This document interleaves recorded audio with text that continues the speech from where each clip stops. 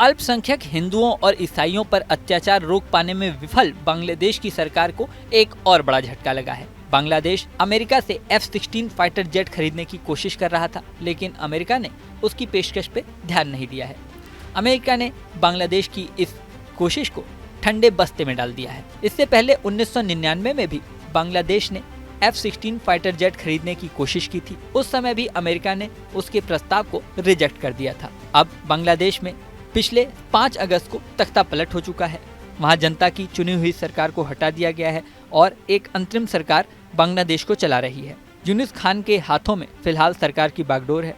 अब इस सरकार ने भी एक बार फिर से कोशिश की थी कि अमेरिका से खतरनाक F-16 फाइटर जेट खरीदा जाए, लेकिन अमेरिका ने उसके प्रस्ताव पर फिलहाल ध्यान नहीं दिया है और इसे लॉन्ग टर्म के लिए टाल दिया है। इससे बांग्लादेश को एक और झटका लगा है। बांग्लादेश पहले ही अंतर्राष्ट्रीय मंचों पर निशाने पर है। बांग्लादेश में लगातार हिंदुओं और ईसाइयों पर अत्याचार हो रहे हैं। बांग्लादेश में हिंदुओं पर हो रहे अत्याचार का मुद्दा भारत कई बार उठा चुका है। भारत इस मामले में बांग्लादेश सरकार से बात भी कर चुका है। हालांकि बांग्लादेश सरकार लगातार इस बात से इनकार कर रही है कि उनके देश में अल्पसंख्यकों पर अत्याचार हो रहा है, लेकिन वहां से जो रिपोर्ट सामने आई हैं वो पूरी दुनिया के सामने साफ साफ ये बयान कर रही हैं कि बांग्लादेश में हिंदुओं और ईसाइयों पर अत्याचार चल रहा है। भारत में पक्ष और विपक्ष दोनों ही सदन के अंदर इस मुद्दे को उठा चुके हैं। अमेरिकी राष्ट्रपति डोनाल्ड ट्रंप ने भी अमेरिकी चुनावों के दौरान अपने social media handle x post पर इस बात को उठाया था और कहा था कि पूरी दुनिया को बांग्लादेश में हिंदुओं पर हो रहे अत्याचार को रोकने के लिए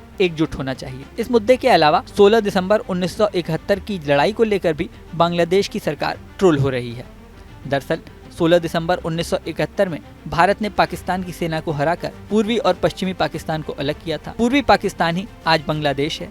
अब 16 दिसंबर को इस मौके पर पीएम मोदी ने एक एक्स पोस्ट भी किया, जिसमें 1971 की जीत की बधाई दी गई और उस समय की सेना में शौर्य और पराक्रम दिखाने वाले सैनिकों को श्रद्धांजलि दी गई।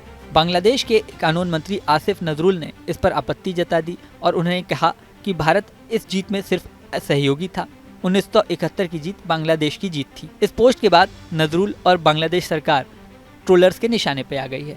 लोग बांग्लादेश को एहसान फरामोश देश बता रहे हैं। कई लोगों ने बताया कि सभी रक्षा विशेषज्ञ ऐसा मानते हैं कि 1971 की जीत भारत की जीत थी। पाकिस्तान के 93,000 सैनिकों ने भारत की सेना के आगे ही समर्पण किया था।